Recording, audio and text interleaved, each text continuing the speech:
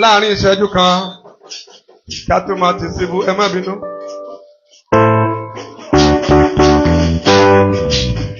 Torí àwọn onísọkúsọ àwọn tí kò ní ìpè ṣùgbọ́n wọ́n mọ ọ̀nà àti máa bá ìpè onípè jẹ́.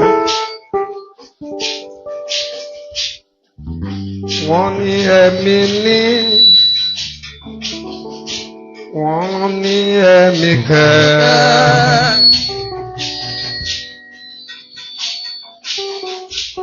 Wọ́n ní ẹ̀mí kọ́. Wọ́n ní ẹ̀mí jà o. Ọmọ aráyé ẹlẹ́nu lè jọ. Ẹ̀rọ ayé bà mí. Ẹ̀rọ ayé bà mí.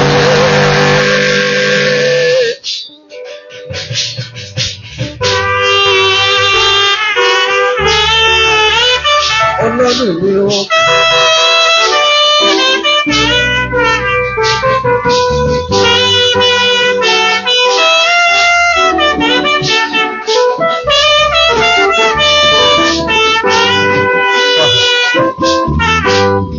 Ẹ máa sínú. Wọ́n máa rí màmá Elipa. Akàṣeṣẹ́ mi níná pẹpẹ. Ajóbìnrin. Ajóbìnrin obìnrin kẹ́mi gbẹ̀mí ní Zion. Ẹnu wọ̀nyí náà ni o.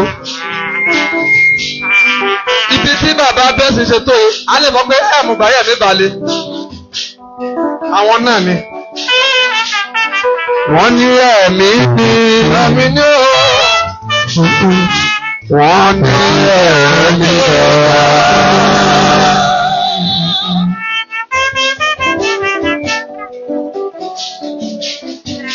Wọ́n ní ẹ̀mí kọ́. Wọ́n ní ẹ̀mí ẹ̀rọ. Ọmọláyé. Ọmọláyé. Ẹlẹ́nu méje. Ẹlẹ́nu méje. Ẹ̀rọ ayé bà mí. Ẹ̀rọ ayé bà mí.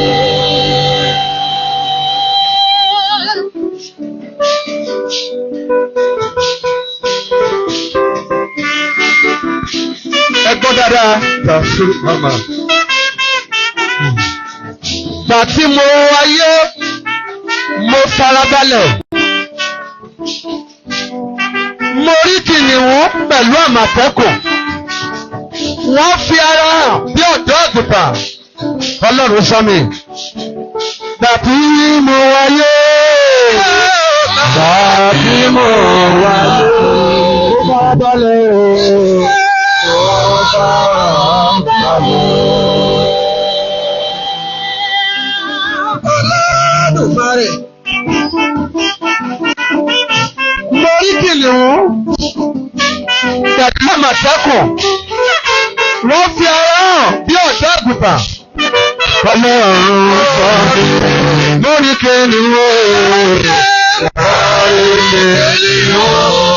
Pẹ̀lú àmọ̀tẹ́kùn.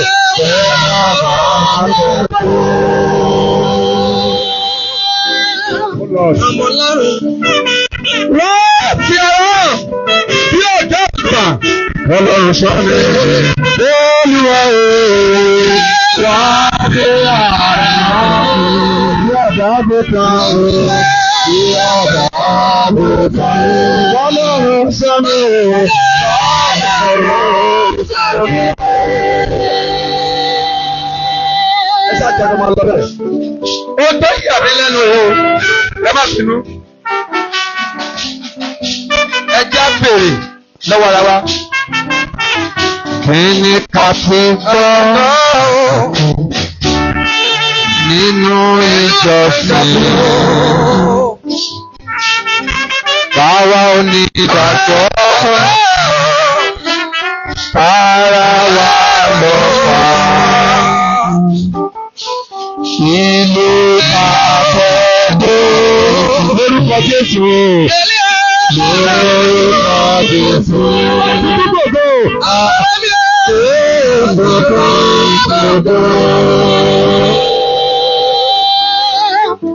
Àwọn kó máa ró.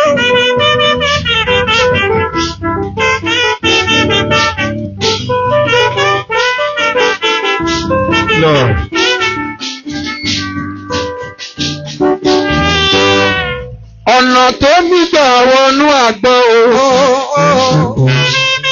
Kò yé mi o, Ọlọ́run ló yé o. Tó bá yé ọ̀rọ̀ tó wá sọ.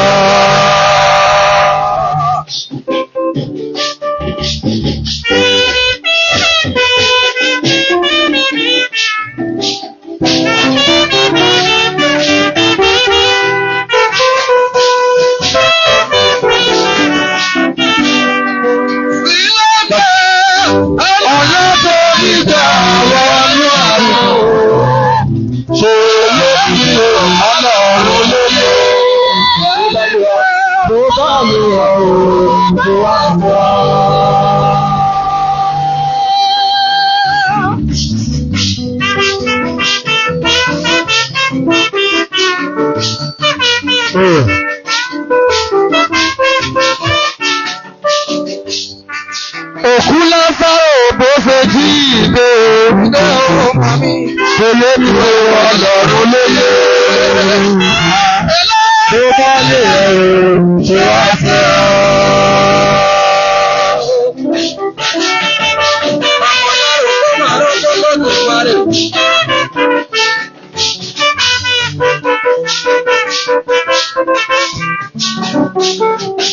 ọ̀pá ló fò bó ṣe tó fi fara òní èèmà lórí Ọlọ́run lóye.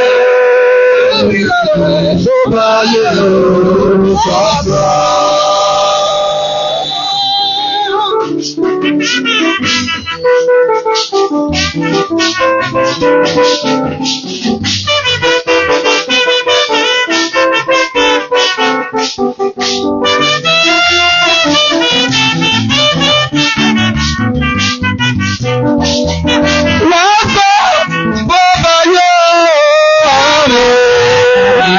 ọ̀nà tó bí ìjà láwọn ọ̀nà àgbà òun kò lè lè Ọlọ́run lóye. Ló bá lè ẹ̀rù wá sọ.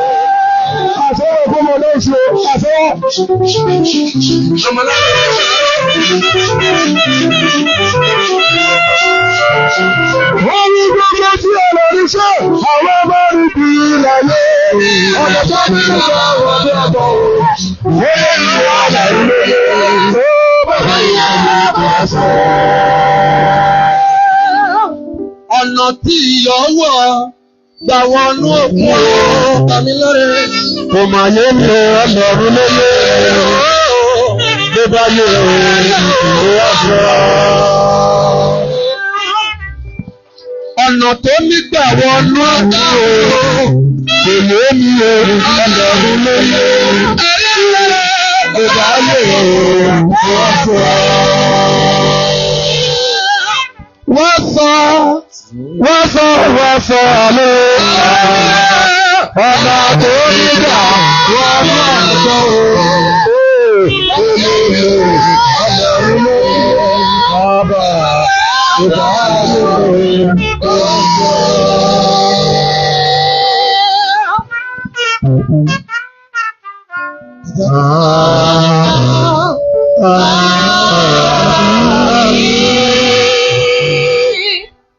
Let's jam our hands for Jesus.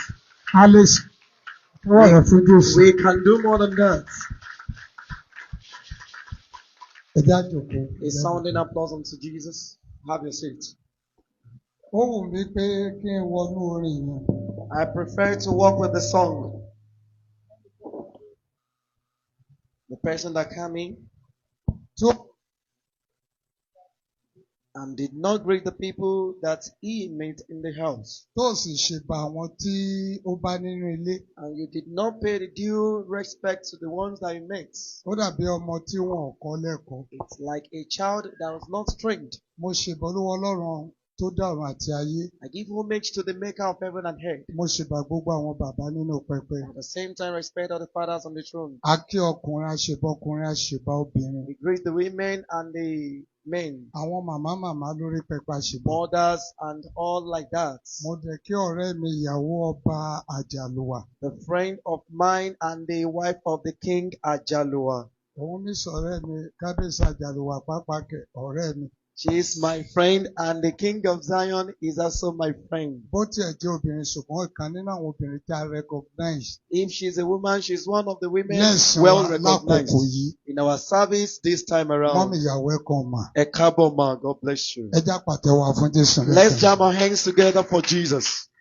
I have a short time to spend, because our dad is still going back to Lagos State today. Please, church, I did not do it intentionally. One of our church members lost the father, and the person did a final burial yesterday. Among the women, some had left home since 3 days ago, and they had to sleep in church. And crossing over of 3 days ago, and all the members of the church, they took a coastal bus to 𝙒𝙉 in Ondo State. And they did the ceremony yesterday. I already made it to them that these people will come over here with me. Each one of us, we have to carry our ropes from Lagos State to 𝙒𝙉 and from 𝙒𝙉 to Ibadan here today. Interchange. It's my saying that just like they have changed, Pé tá bá ti bọ́lẹ̀ ń bẹ̀ yẹn a máa rí káàbù tó máa gbé wa. and they will see a straight cab. Abáni káwọn yòókù pẹ̀lú coaster máa lọ sílé. And they asked others to be going with the coaster bus. A wà ń bẹ̀. They were there. Ó fẹ́ tó bí ọgbọ̀n ṣẹ́jú. More than 30 minutes. Mọ́tò tó gbé wa bá ní 115 dé Ìwó Road. And the cab that was taking us at 115 to Ìwó Road. Kò gbé wa jìnnà bí mọ́tò ṣe kú nìyẹn. The cab did not take us anywhere. That's why it stopped. A wà ń bẹ̀ more than 1 hour. We were there more than 1 hour. A rí mọ́tò. We did not see any car. Tó lè gbé àwa márùn-ún àti that could take the 5 of them lẹ́ẹ̀kan náà. Mo wá ń sọ fún wọn pé ká máa lọ ní ìkàkà. I made it known to them that they should be leaving one after the other. Ẹnìkan kọ́kọ́ wá dé Ìwó Road. One person got to Ìwó Road. À ń pe nọ́mbà ẹ̀ ò lọ mọ́. They're calling the person line, was not going again. Àmọ́ mo ti kú rán. I said, God, help me. Wọ́n lè sọ pé pásítọ̀ ló mú lọ sí Ìbàdàn fi lọ ṣògo owó. People might say that has taken this person to Ibadan for ritual. Gbà tó yá, a tún rí mọ́tò, ó tún gbé àwọn méjì. At the same time, they saw another cab and two people.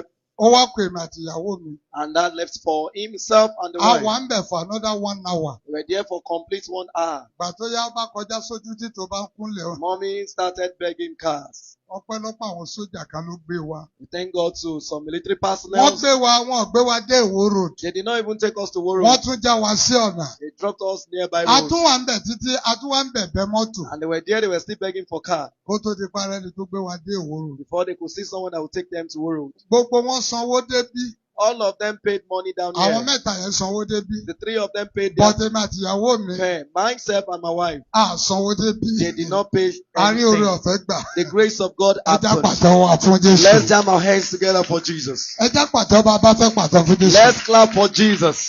Mo kí ìránṣẹ́ Ọlọ́run tó wà lórí òkè Pásítọ̀ Táyé. I greet the messenger of the Lord, the minister in charge, Mo Pastor dẹ̀ Taiwo. kí ẹ̀gbọ́n wọn Pásítọ̀ The Tọ́ba. elder brother, Thank you, sir. Pastor Toba. Mi ò ní àkókò láti lò púpọ̀. Daddy doesn't have much time to spend here. Ṣùgbọ́n a máa sọ̀rọ̀ Ọlọ́run. He will speak the word of God. Bí ọ̀wọ́ agbára Ọlọ́run bá wá, à ṣe gẹ́gẹ́ bí When ìwọ̀n the hand and ìgbàgbọ́. the power of God comes, we shall do it.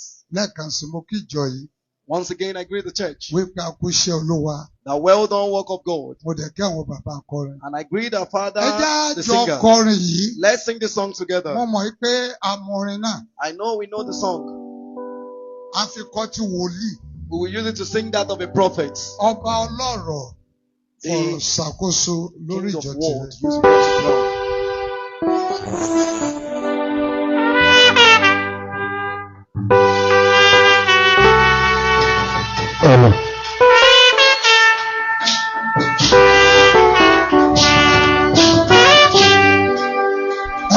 Ẹ jẹ́ ká jókòó sínú ilé ká ṣẹ̀sìn. Tí wòlíì. Ọba ọlọ́run ọ̀rọ̀ ṣàkóso. Ọba ọlọ́run ọ̀rọ̀ ṣàkóso. Káyọ̀ lè mọ̀ pé ìwọ lọ́ba Olúwa ọba ọlọ́wọ́ ọba òfin. Aṣíwájú Adínú rẹ̀.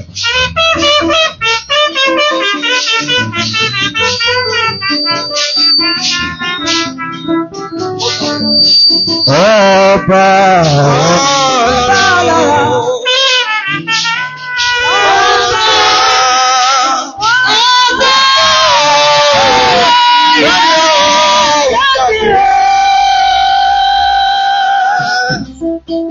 jẹ́ kí ayé lè mọ̀. Jẹ́ kí ayé lè fi pa mọ́. Olúwa òwà. Jẹ́ ayé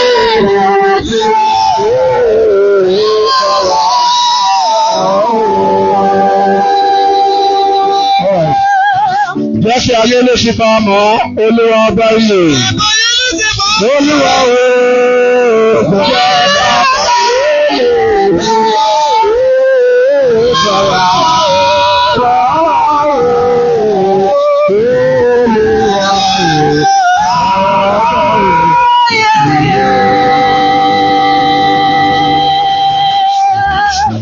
Jẹ́ ọba olóye òye ṣàkóso lórí ìjọ tirẹ̀. Olúwa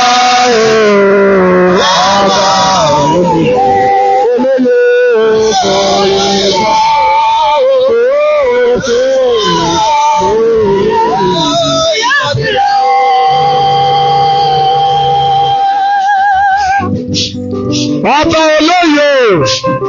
Oyè ṣàkóso lórí ìjọ tirẹ̀. Olúwa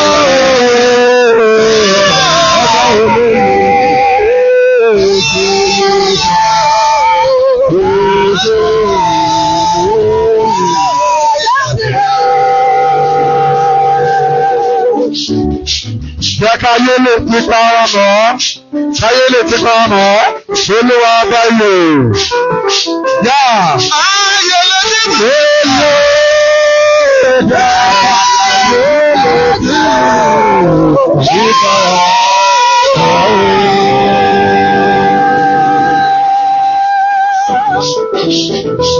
Káyé lè ti pa ara mọ́, Olúwa báyò.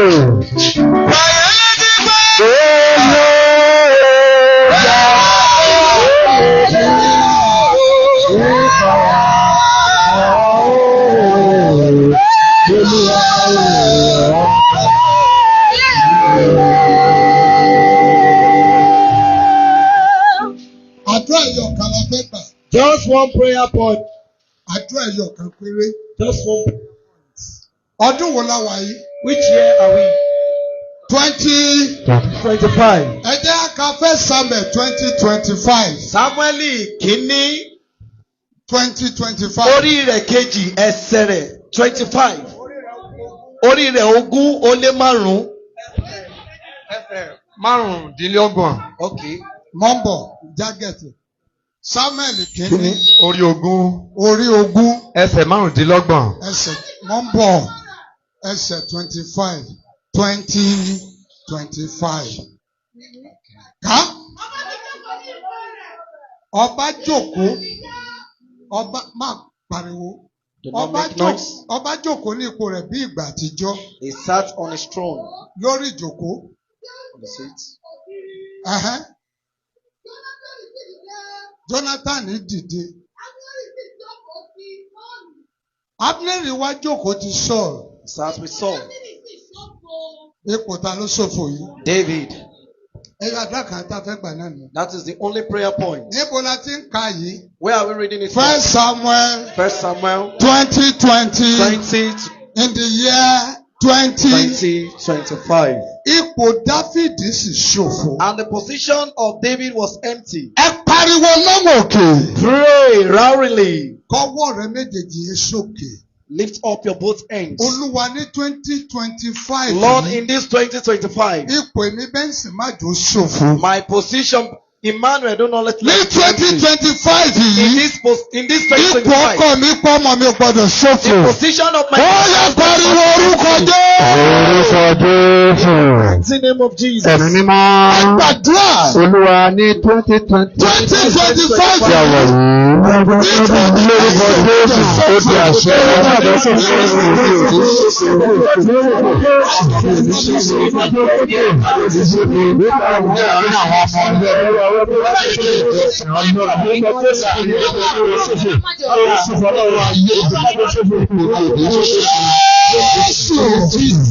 Olúwa wa. This person here, your position will never be. Jésù Olúwa wa. Bí o ti wí bẹ́ẹ̀ náà ló máa rí. Àmì yìí jọ àmì ará Ìbàdàn. That of Ibadan people. Kò jọ ti kú. It's not like that of Lagos. Ipò rẹ̀ ò ní ṣòfò náà. Ẹni lérí wípé. The person boasting. Bóun ò bá bẹ́ẹ̀ dé sàré pò wọ́n ní padà doesn't get to the grave, he will never leave you. Sọ̀rọ̀ ilẹ̀ kó gbà lálejò. Jésù Olúwa wa. Sáré jòkó kí a wọnú ọ̀rọ̀ Ọlọ́run. Sit down, let's go into the word of God. Kókó ọ̀rọ̀ ọdún yìí. The importance of this word. A pè ní Paul mo mọ̀. We said Paul, I know. Jésù mo mọ̀. Jesus, I know. Ta ni ìwọ? Who are you? Ìbéèrè ni. Is a question. Mo dẹ̀ rò pé bí a bá bi ènìyàn léèrè. And I believe that when they ask somebody a question, ó yẹ kó lè dáhùn. somebody should be able to answer. Ṣùgbọ́n tó ṣe ni láàánú ni pé àwọn tí wọ́n bi léèrè yìí. It is so pity that these people that they asked. Títí di ọjọ́ òní bá ṣe ń sọ ẹ̀wọ̀n tí ì rí answer. Up to today, they did not have a C. Bí mo bá bi bàbá léèrè pé what is your name? And when I asked Daddy, kí ni orúkọ yín? Ó yẹ kó lè sọ pé my name is. He's supposed to tell me that orúkọ mi ń jẹ́. The spirit of evil. He questioned from brother prophets. And he asked from 𝙂𝙍𝙊𝙑. And he's asking from Reverend Father that show me your identity card. Jẹ́ kí n rí káàdì ìdánimọ̀ rẹ. Jẹ́ kí n rí particulars ẹ. Let me see your credentials. Bọ̀dá wòlíì ò rí fún. And brother prophet was not able to render this. Kò dẹ̀ kí n ṣe pé ó gbàgbé ẹ̀ sílé. And not that it was forgotten at home. But let me just tell you in a simple language. Jẹ́ n sọ fún ọ. Ṣé ni kò ní identity card? That person doesn't have àmì ìdánimọ̀ tí à ń pè ní káàdì ìdánimọ̀. Paul lọ sílùú kan tá ń pè ní Éfésù. Paul got to a town that they called Ephesians. Ó rí chọ́ọ̀chì kan bẹ̀. And he got to a place where they saw a church. Ó rí àwọn ọmọ ẹ̀yìn níbẹ̀. And he saw the disciples there. Àwọn ọmọ ẹ̀yìn bí o bá pè wọ́n onígbàgbọ́ wọn dáhùn. When you call the disciples that believers, they will answer. A rí nínú wọn tó máa ṣe èdè akarabata gbogbogbò. Some among them that will be speaking in tongues. Ọ̀pọ̀ nínú wọn ló ti joyè ṣùgbọ́n wọn ò ní òye. Many of them, they are already having position but they don't have wisdom. Ọgbọ́n tí mo sọ, wọ́n joyè. They are ṣùgbọ́n wọn kò ní kíni. But they don't have what? Wọn ò ní òye. They don't have wisdom. Ọ̀pọ̀ ènìyàn ló wà nínú chọ́ọ̀chì tó ní òye ṣùgbọ́n tó ní òye. Some people, they are in the church, they have position and they have post but they don't have wisdom. Àti nítorí tí pé wọ́n kọ̀ láti ní ìmọ̀ Ọlọ́run ní èrò wọn. Ọlọ́run fi wọ́n sílẹ̀. The thought of God in their mind and God left them to be doing alright things. Wọ́n ṣe ẹ̀sìn. And they are doing service. Ṣùgbọ́n ìyàtọ̀ sí nínú ẹ̀sìn wọn àti tayé. There is no difference between their service and that of the world. Paul bá pè wọ́n. And Paul called them. Chọ́ọ̀chì ni yín. This is church. Mo rí yín bí wòlíì bí 𝙂𝙍𝙊𝙑. I am seeing you like a prophet, like a 𝙂𝙍𝙊𝙑. Ṣùgbọ́n ṣé ti gba ẹ̀mí mímọ́ láti gbà tí. Have you received Holy Spirit since you have been believing? Wọ́n bá sọ fún Paul pé. And they said to Paul. A gbọ́ pé nǹkan wà tí ń jẹ́ ẹ̀mí mímọ́. Never heard of anything that there's a Holy Spirit. A kàn ń wá sí chọ́ọ̀chì ni. They just go to church. A dẹ̀ ń gba wa promotion. And we always have promotion. Ṣùgbọ́n ohun tí a ń pè ní ẹ̀mí mímọ́. But what we call Holy Spirit. A gbọ́ rí àdẹ̀mọ́. Never heard about it and we don't know it. Síbẹ̀ bí o bá kó onígbàgbọ́ wọn náwó sókè. See, when you call a believer, they will lift up their hands. Paul bá bí wọ́n léèrè baptisi wo la fi baptisi. And Paul asked them, how were you baptized? Wọ́n ní baptisi wá sínú John. They said that they were baptized in region. Jésù jí Paul ní àbájọ. Paul said no wonder. Paul bá jẹ́ kí wọ́n mọ̀ pé. And he made them to know. Ẹnìkan wà orúkọ kan wà tá ń pè ní Jésù. There is person and there is a name that we call Jesus. Ẹni ìjọ tí a bá gbé kalẹ̀ lórí Jésù. Any church that is not established by Jesus. Ẹni ìjọ tó bá dúró lórí ọ̀rọ̀ Jésù. Any church that is not standing on the word of Jesus. Ọ̀rọ̀ yẹn la fi máa ń ṣàkóso ìjọ. And it is that word that we use to amend the church. Ìbùkún ní Jésù ọ̀rọ̀ rẹ̀ yè. And him says that Jesus Ó Christ sì will lead. tọ́ ìṣiṣẹ́ wa. And it leads our path. Ẹni tó bá gbàgbọ́. Whoever that believes. Wọ́n máa ní ayọ̀. Shall have joy. Àti ìmọ́lẹ̀. And light. Paul bá wàásù Jésù fún wọn. And Paul preached the gospel of Jesus Christ to them. Ó baptisi wọn lórúkọ Jésù. He baptized them in the name of Jesus. Lójú ẹsẹ̀ ẹ̀mí mọ́ bà lé wọn. Immediately the Spirit of the Lord descended upon them. Wọ́n wá ń bẹ̀rẹ̀ sí fi onírúurú èdè sọ. And they started speaking in different Paul tongues. bẹ̀bẹ̀ fún ọ̀pọ̀jọ́. Paul stayed there for some days. Ó wá wàásù ìrere Jésù fún wọn. Then he preached the gospel of the Lord Jesus Christ to them. Bàbá ti gbé ọwọ́ lé aláìsàn. When he placed hands on the sick, Wọ́n gba ìwòsàn. they are healed. Tó bẹ́ẹ̀ gẹ́. Up to that extent. Tí wọ́n mú handkerchief Paul. That they even took Paul handkerchief. Wọ́n mú tọ aláìsàn. And they will take it to a sickler. Á dẹ̀ gba ìwòsàn. And the sickler will be healed. Àwọn kan wá wà. Some people were there. Wọ́n kàn rí wípé. They saw that. Paul kàn gbé ọwọ́ lé ènìyàn. Paul is just placing hands on people. Wọ́n dẹ̀ ń gba ìwòsàn. And they are all healed. Wọ́n wá wò pé kí ló wà nínú pé ká gbé ọwọ́ lé ènìyàn. That what is there to place hands on someone. Àwọn náà bá kóra wọn jọ. And they gather themselves. Pé a fẹ́ ṣèṣọ́jí ọjọ́ méje. We want to do 7 days revival. A fẹ́ ṣèṣọ́jí. A 7 days revival. Máka àti ń kà láti Monday. Do not read it. We have been reading from Monday. Gbogbo tá à ń ṣe nínú ẹ̀sìn wa. Everything we do in our service. Ṣé Ọlọ́run ló sọ? Is it God that says it? Ṣé kìí ṣe pé torí pé mo wá sí Ìbàdàn? Hope it's not because I'm in Ibadan. Mo rí ohun tí wọ́n ṣe. And I've seen what they are doing. Èmi náà padà sí ibùdó mi. Then I go back to my place to do the same thing. Ṣé Ọlọ́run ló sọ? Did God say that? Ẹ̀yin bàbá ní ìgbà kan. Father, some years ago. A máa ń ṣèṣọ́jí. We used to do revival. Láti ìdí pẹpẹ lọ́hùn, a máa ta àsíá wọlé. From that temple there that we have to have a flag. Like 7 lamps. Most of those things that we used to do before, why are we not doing it now? Most of them, God did not say something like that. Because we said that the pastor did it that same way we are practicing. All of these things we are emulating like a culture has gone. When they could observe that by placing hands on people, that people were being healed, then they gathered themselves. Do not make a noise, please. And they were going up and there. They said to the people that have the evil spirits, we place hands upon you in the name of the Father and the Son. The first place where they placed, in the name of Jesus, that Paul, why did they say Jesus in the name of Jesus? That it shows that one identification. The name of Paul. Listen, sir. They are messengers without message. Àwọn òjíṣẹ́ kan wà tí wọn ò ní iṣẹ́. Messenger ni wọ́n, but they don't have any message. Òjíṣẹ́ ni wọ́n ṣùgbọ́n wọn ò ní iṣẹ́. Wọ́n ní lórúkọ Jésù tí Paul wà. They said that in the name of Jesus Christ that Paul preaches. Ẹ̀mẹ́sùn yẹn bá wò. And the evil spirit observed. Bó bá jẹ́ pé àwọn people ní message tí wọ́n mọ Jésù. If these people have message lórúkọ Jésù tí àwa. They should say that the name of Jesus Christ that we know. Ẹ̀mẹ́sùn bá sọ pé dúró. The evil spirit said, wait. Ká tó jáde kúrò níbi tí a wà yìí. Before we leave this place that we are. A fẹ́ mọ àṣẹ tó rán yín níṣẹ́. We want to know the authority that sent you around. Agbára tó ga jù ló rán mi níṣẹ́. Òṣó àjẹ́ èmèrè. Ẹ lọ tẹríba orin màlátò. Ẹlẹ́bọ lóògùn. Ẹ lọ dákẹ́jẹ́. Agbára tó ga jù. God bless you. Don't rush and send us away. We want to know the person that sent you to come and send us away. But a tenant that is so intelligent and knows the offense and he knows his 𝙆.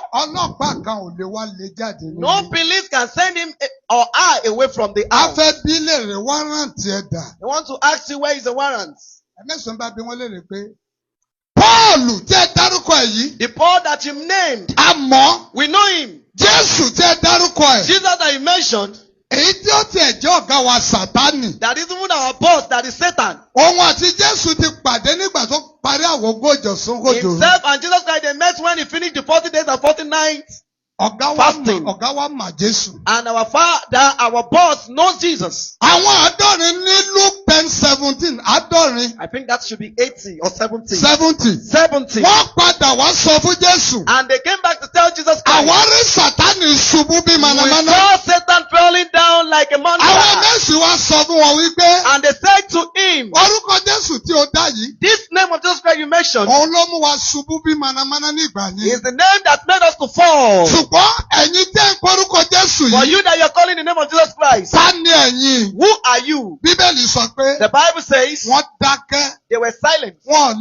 They could not say anything because they did not have an identity. It's so pitiable that you are not there. Cancel. Leave this place. So cancel Agbogile. They did not go. Then he dragged them together. Maybe gave them elbow. And he fought with them. And he conquered them. And they left there in nakedness. Because of our time. Who sent you errand? What's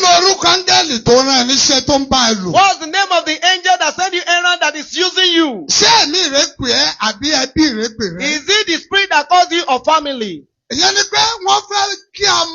Ìyàtọ̀ tó wà láàrin original àti fake. They want us to know the difference between eléyìí tó dá àti eléyìí tí kò dá. John 17:3 kọ wípé. John 17:3 says. Iyì ànípẹ̀kun náà sì lè yí. An everlasting life is this. Tí wọn kí ó lè mọ̀ ọ́. For them to know you. Ìwọ nìkan Ọlọ́run òtítọ́. You are the God, the righteous one. Àti Jésù Kristi. And Jesus Christ. Ẹni tí ìwọ rán. The one that you sent. Má jọ yẹ̀ ẹ́ lẹ́nu. Do not be surprised. Màmá. Ẹlòmíràn sì máa sọ pé bó sì ti Jésù yé èsì pé àwa máa wò. Not like we know Jesus Christ. Pé ṣùgbọ́n. But mo mọ̀ ọ̀gá wa. I know our boss. Àwa tí a jọ ọ̀gá gan, a jẹ́ káwọn ọmọ ìjọ mọ Jésù. We that have been bosses, we do not even let them to know Jesus. Ipò tí Jésù yẹ kó wà, a ti gbé ara wa di Jésù. The position that Jesus Christ is supposed to be, we are already there. Ẹ má bínú bí mo bá kọjá yé mi. Do not be angry if I pass my boundary. Ohun tí ọ̀run fi sí mi lọ́kàn ni. But that's what the word of God has Ẹ wo told ohun me. tó wọnú ẹ̀sìn wa báyìí. Look at what we are now practicing our service. A ti ń gbé gbàkan, à ń gbé picture kàlẹ́ndà kan táǹpẹ̀ ní Jésù. Ìyẹn ẹ̀sẹ̀ Jésù.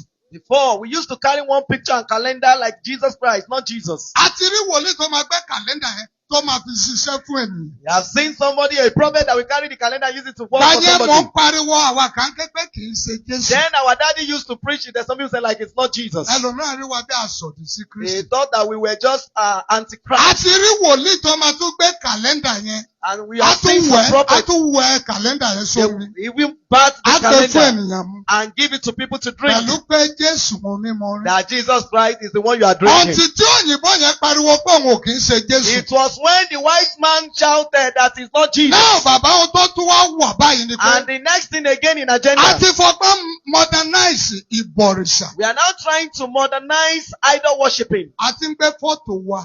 We are taking our àwòrán. A gbé síwájú pẹ̀pẹ̀ We báyìí. are putting it before the temple. Wéètì kú a gbé fọ́tò rẹ̀ níbẹ̀. You are not dead. Your picture, Ẹlòmíràn gan tí wọ́n gbé your fọ́tò frame síbẹ̀, is ó already ti there. kú. Some people who their picture out there is always dead. Ẹgbọ́n mi ò bàbá. Listen. Bí olórí ìjọba wá pé bí mẹ́jọ. And when minister in charge like 8. Báwo la ṣe máa to fọ́tò yẹn?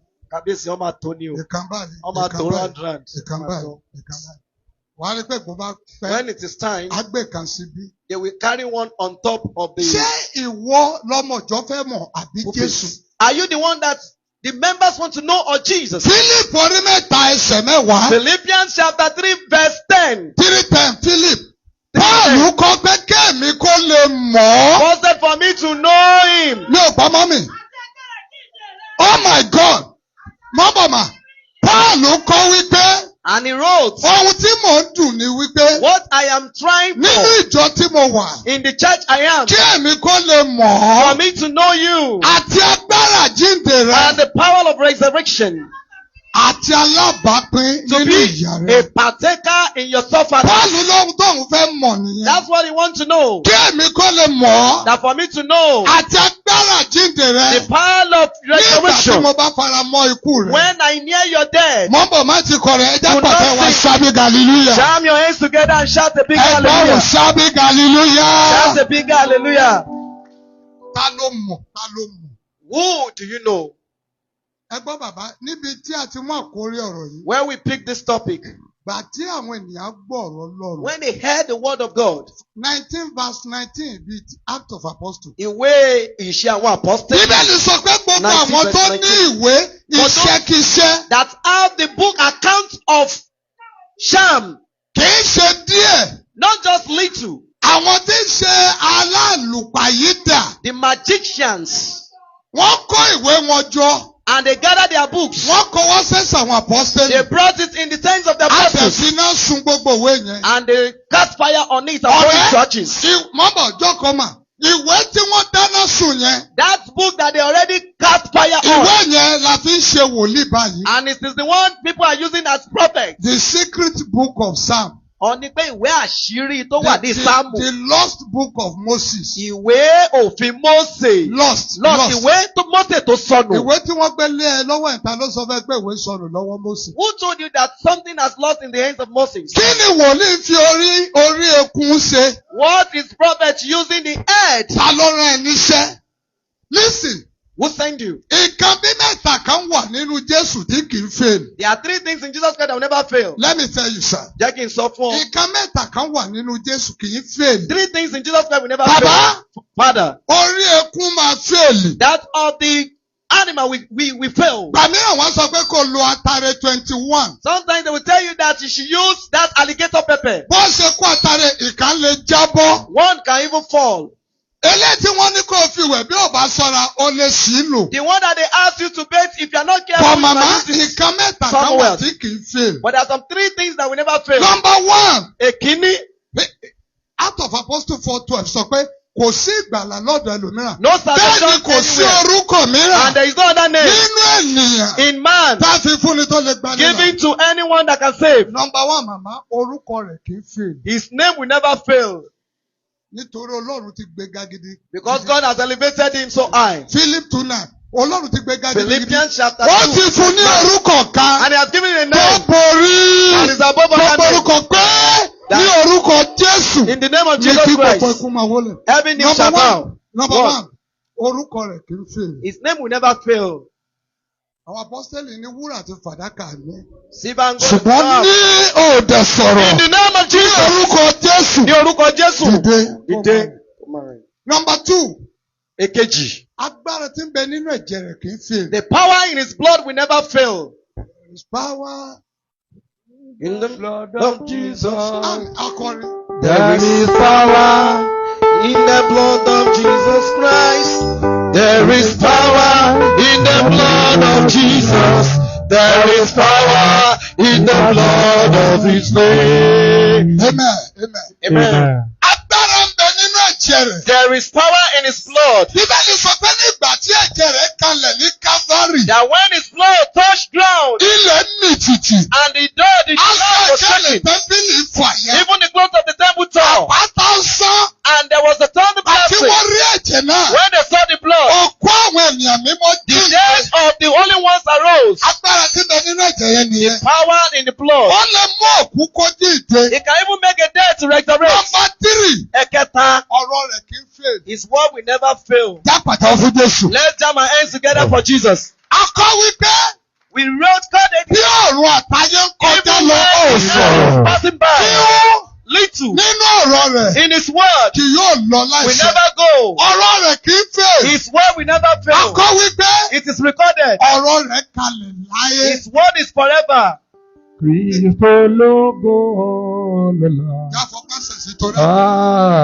Ìwọ ni onímọ̀ ayé. Ohun òdodo dìde.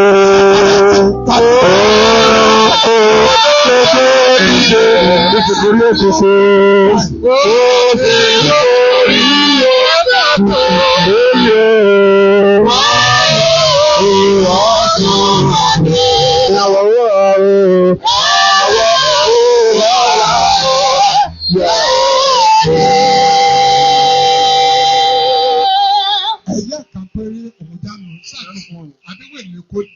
Are you not going back to Lagos State today? Listen. Bọ́dàdà. Mommy Salisu. Mọ́bọ̀. Akọrin ni ẹ́. You are a chorister. Are you sure? Ṣojà yín lójú. Ìwọ ni Mommy Salisu. You are Mommy Salisu. Ẹgbọ́n ọ̀pọ̀ wòlíì ní Bíbélì sọ pé ó máa deny pé wọn kì í ṣe wòlíì. Some prophets will deny that they are not prophets. Zechariah 13:5. Ṣùgbọ́n. Hallelujah! Hallelujah! Gbogbo wòlíì òótọ́, gbogbo wòlíì òdodo. All true prophets, all righteous prophets. Ayé máa ń ṣá wọn lọ́gbẹ́. The word always injure them. Bíbélì sọ pé lójoojúmọ́ là ń pa wá kú. That every day they kill them. A sì ń bọ̀ wá lọ bí àgùntàn fún pípa. And are taking us them like a lamb for kill. Ṣùgbọ́n nínú gbogbo ìkan wọ̀nyí. But in all of these things. Àwájú ẹni tó ṣẹ́gun lọ. We are more than conquerors. Nípasẹ̀ ẹni tó ṣe bí. Through Jesus Christ. Ìyẹn ni Jésù. Àmì máa wà lára àwọn ìránṣẹ́ Ọlọ́run. There is always sign in the body of the message of God. Paul ní kẹ́nikẹ́ni má ṣe yọ mí lẹ́nu mọ́ nítorí tí mo rú. Jésù Olúwa. Because I'm carrying the bank of Jesus. Lọ́jọ́ yẹn sà, a máa rí àwọn kan wọ́n ní àmì lára kì í ṣe àmì wòlíì àtọ̀runwá. A máa bí wọ́n léèrè pé níbo lẹ ti rí àmì tó wà lára yín yìí? Ẹ gbọ́ ohun tí wọ́n sọ. Listen. Èmi kì í ṣe wòlíì. Wọ́n á ti rìn pé wọ́n ń ṣe wòlíì. Èmi. Kí ni wọ́n pera wọn? Oh my God! Kí ni wọ́n pera wọn? What do they call themselves? Gbọ́ mi, ẹni ṣe wòlíì láyé bí tó ń jù biribiri. That is rolling. Bíbélì sọ pé lọ́jọ́ ìyẹn, a wá sọ pé. He will now say. Ẹ̀ẹ́dẹ̀ sọ̀rọ̀ bọ̀dá. Pé Pé àwọn ò kí ń ṣe wòlíì. Pé Ìbàdàn lòun gbé àgbẹ̀sì lòun. That is just trying to read. Ènìyàn ni mí bí ìránṣẹ́ láti ìgbà èwe mi.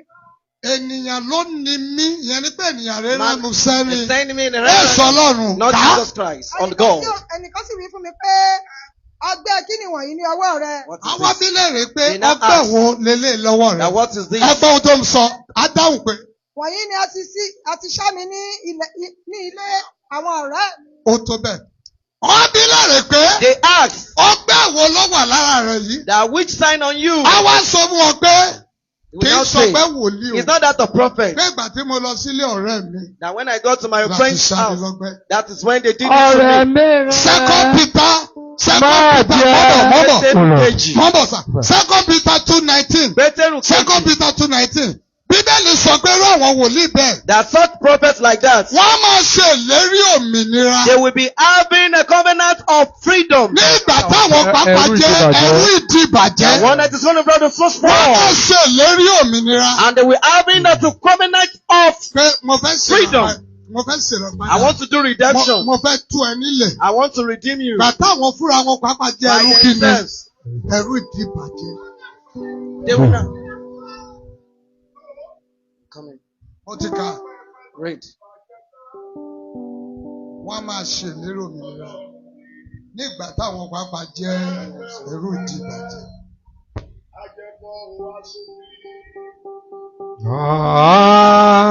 Ọ̀pẹ́ ló ti di ìbàjẹ́ tán. Pẹ́pẹ́ o pẹ́pẹ́ o. Ọkọ̀ pẹ́ta forúkọ Ọlọ́run fún ọ. Pẹ́pẹ́ o pẹ́pẹ́, ajẹ́bọ o aṣebí. Ọ̀pọ̀ pẹ́pẹ́ ló ti bàjẹ́ tán. Pẹ́pẹ́ ta forúkọ Ọlọ́run pé. Pẹ́pẹ́ o pẹ́pẹ́, ajẹ́bọ o aṣebí. Ọ̀pọ̀ pẹ́pẹ́ ló ti bàjẹ́ tán. Pẹ́pẹ́ ta forúkọ Ọlọ́run pé. Pẹ́pẹ́ o pẹ́pẹ́, ajẹ́bọ o aṣebí. I'm coming. Gbogbo wa tí lẹ́sùn jẹ́ sọ báyìí. Let me say this way. Bí ìjọ mẹ́rin bá wà bí báyìí àbí ìjọ márùn-ún. If there are 4 churches here or 5 churches, Bí a bá pe Olúwa Ọlọ́run lé ní. when we call God of Lene, Àwọn tí gbọ́nlá yẹn máa dáhùn. that's of people from Igola will answer. Bí a bá pe Olúwa Ọlọ́run máa fọ̀. When we call the God of Mafo, Àwọn tí gbọ́nlá yẹn ló dáhùn tẹ̀ Episcopal ló máa dáhùn. and that's of the people from Episcopal will be the one to answer. Àwọn kan ṣì wá nílé yìí ní dáhùn torí pé wọn ò tí ì forúkọ kábíyèsí ti wá. Some of us will not answer. Kábíyèsí tiẹ̀ tó torí ẹ̀ ń jà yẹn. That's your Ó thing mọ̀ that you're bóyá wà fighting nínú for. ẹgbẹ́ awo. You don't know if it's in court. Ó mọ̀ bóyá ó ní ọ̀pẹ̀lẹ̀ sílé. You don't know if he has something that he consults. Àwa ń bi ẹlẹ́rìí pé Paul àmà Jésù You know àmà. Paul. Ọ̀pẹ̀lẹ̀ tó gbé dání yìí ọwọ́ lẹ́nu wo bẹ́ẹ̀ bà. Àmì Jésù tó wà lára mi. Àbọ̀wọ́ má fọ̀. Ọwọ́ mọ̀ ṣe orí mọ́ládé. Àkáǹtì tó fi ra orí ekun, orí ẹyẹ, ìfun akọ. Àmì Jésù tó wà lára mi ó ló rán mi níṣẹ́. Gẹ́gẹ́ lọ rẹ̀ fún ọ̀fọ̀ Ọlọ́run fún ìṣẹ́jú kan. Ẹja pàtẹ́wọ̀ wa àti lọ náà nìyẹn. Ẹlẹ́kọ̀ọ́ báyìí. Ẹ̀mí ni o, ẹ̀mí ni o, ẹ̀mí ni o, ṣe para, ṣe para. Àmì Jésù tó wà lára mi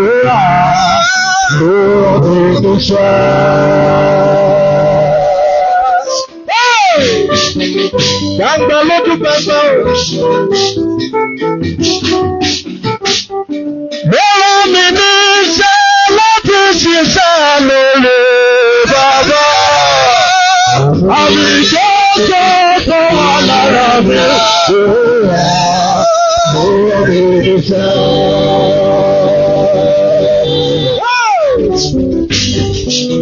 ¡Bravo!